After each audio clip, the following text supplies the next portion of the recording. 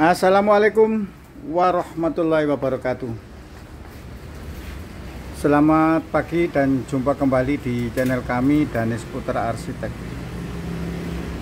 Channel yang ingin selalu berbagi cerita, berbagi pengalaman, berbagi pengetahuan tentang cara menangani toko bahan bangunan yang simple, yang praktis, yang menarik, dan yang menyenangkan. Pagi ini saya ingin berbagi pengalaman pahit, teman-teman. Pengalaman ini pengalaman pahit tentang seseorang yang sudah mempunyai toko bahan bangunan dan umurnya sudah 15 tahun tokonya itu. Tadi 4 atau 5 hari yang lalu bapak ini telepon saya. Teleponnya itu katanya terharu dengan video saya tentang penyelesaian hutang di lembaga yang ada bunganya itu. Bapak ini yang tidak perlu saya sebutkan namanya dan tidak perlu saya sebutkan alamatnya, itu sudah mempunyai toko bahan bangunan itu 13 tahun dan tokonya sudah 3. Tokonya 3 itu besar-besar, armadanya lebih dari 10 unit. Lebih dari 10 unit. Setelah itu omset per hari dari ketiga toko itu waktu itu di atas 100 juta per hari. Di atas 100 juta. Nah, bapak ini terlena dengan, ya mungkin seperti saya dulu waktu jahiliyahnya itu, terlena dengan hutang di bank. Jadi membeli toko asalnya 1, terus membeli dengan pinjam kedua, pinjam 3, pinjam. Akhirnya pada puncaknya yaitu tadi omset di atas 100 juta. Setelah itu armada juga sudah banyak. Di puncak-puncaknya itu dia tidak menyelesaikan hutang-hutangnya dulu, ingin mengembangkan. Akhirnya namanya rezeki, namanya dunia tidak bisa diprediksi, semua itu titipan Allah Subhanahu wa taala. Akhirnya ada bencana gempa di daerahnya itu, bencana gempa bumi. Akhirnya terimbas dari situ. Gempa itu pun sebenarnya kalau memang diambil hikmahnya, itu sebenarnya ada yang menguntungkan, ada yang merugikan.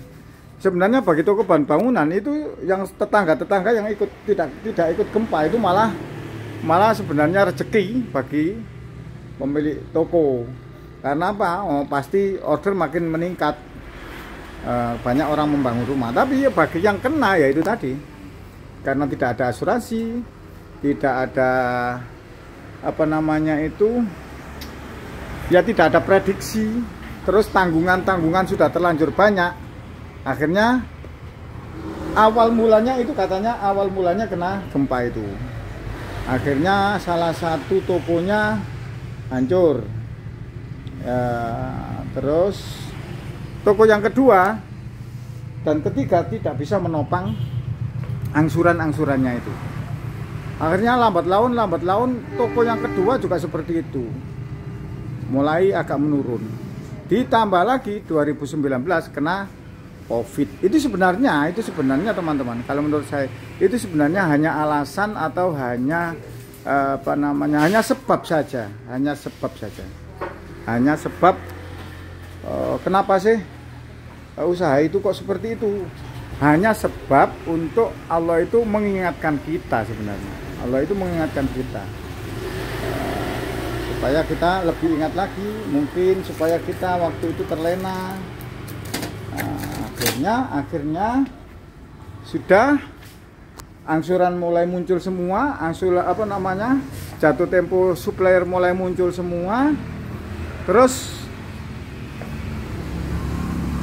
bank sudah tidak sanggup memberi pinjaman lagi, malah tidak memberi pinjaman, malah diancam untuk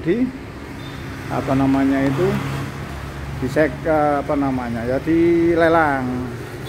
Nah, sudah minta berat ya seperti itulah teman-teman. Kalau memang usaha itu berjalan, banyak yang yang mendekat dengan kita, termasuk lembaga-lembaga penjamin peminjam yang memberikan pinjaman itu banyak yang mendekat kepada kita. Tapi begitu kita sakit, kita pasti dijauhi dan malah diancam, malah ditekan. Seperti itu. Akhirnya tadi malam itu dia konsultasi dengan saya, caranya menyelesaikan bagaimana. Setelah itu dia juga sudah berusaha menyelesaikan. Sisanya berapa Pak Masian? Sisanya 5,5. Sebenarnya kalau dihitung aset, dihitung kepemilikan, baik itu tanah atau ruko atau apa, itu lebih dari 5M, lebih dari 5 miliar. Tapi menjual hal seperti itu kan tidak secepat kita menjual barang-barang yang cepat laku. Menjual tanah, menjual ruko itu enggak gampang teman-teman, enggak gampang, enggak mudah untuk menjual hal seperti itu. Lah, sudah tidak dipercaya dengan bank lagi, sudah tidak dipercaya dengan supplier lagi. Akhirnya jadi tadi. Sekarang omset tinggal per hari, yang dulu karyawan itu satu toko itu sekitar 8 orang. Berarti kalau 3 toko berarti 24 orang sampai 30 orang. Nah sekarang tokonya tinggal 1, omsetnya tinggal 1.500.000. Padahal pinjamannya masih tetap. Nah, apakah bisa mampu seperti itu? Nah, tapi saya beri motivasi saja ya. Yang penting itu kita mendekat aja. Coba kalau memang seperti itu kita mengalah saja dengan bank. Karena memang sudah kesalahan kita. Akhirnya dia minta pendapat, ya sudah diserahkan saja Pak semua. Itu memang bukan milik kita, itu memang milik bank. Karena kita sudah pinjam di bank, itu ya memang miliknya bank. Bagaimana lagi ya, kita serahkan saja. Terus nggak usah dipikir itu sudah jangan dianggap milik kita. Ya kita mulai dari yang baru lagi saja, kita mulai dari yang kecil ini saja. Toh dulu juga mulai kecil dulu. Setelah itu makin lama makin besar, makin lama makin berkembang. Nah, dulu waktu berkembangnya kita pakai pupuknya apa? Pupuk pinjaman. Kalau sekarang nggak usah Pak, kita menanam pohon sampai kita natural saja supaya tumbuhnya kuat. Natural saja tumbuhnya itu biar kuat. Ya kita pakai modal kita sendiri. Yang sudah ada kalau memang itu dalam tanggungan ya biarkan saja, nggak usah dipikir. Lah hikmah dari ini teman-teman, hikmah dari ini semua. Saya dulu memang ya hampir seperti itu, cuman nggak sebesar itulah. Dan saya juga memang kecil-kecilan. Tapi untungnya waktu itu Allah memberi peringatan itu sebelum saya itu jatuh, sebelum saya itu tidak bisa membayar angsuran, sebelum saya itu tidak bisa membayar bunga. Akhirnya saya selesaikan dengan kesadaran sendiri, usaha masih berjalan, semua usaha masih berjalan, dan masih bisa mengangsur, masih bisa mencicil, masih bisa mengembalikan. Nah, itu bedanya teman-teman. Kalau bapaknya ini sudah sudah berhenti usahanya, baru sadar. Kalau saya dulu sebelum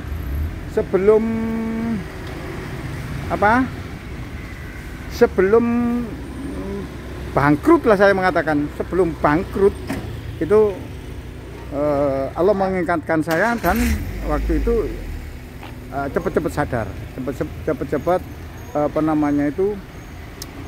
kembali ke jalan yang benar. Ini sebagai saya memberikan pengalaman ini kepada teman-teman yang memang usaha kecil-kecilan seperti kita ini, terus mempunyai utang di bank. Kalau bisa selesaikan sebelum stagnan, sebelum berhenti. Kalau sudah berhenti makin sulit kita menyelesaikan teman-teman. Karena kalau sudah berhenti ya pikiran juga sudah buntu, pikiran sudah nggak bisa berkembang lagi. Kalau masih jalan seperti ini, terus kita itu enjoy, kita itu enak dengan seperti itu, ya tunggu saatnya saja. Seperti itu teman-teman.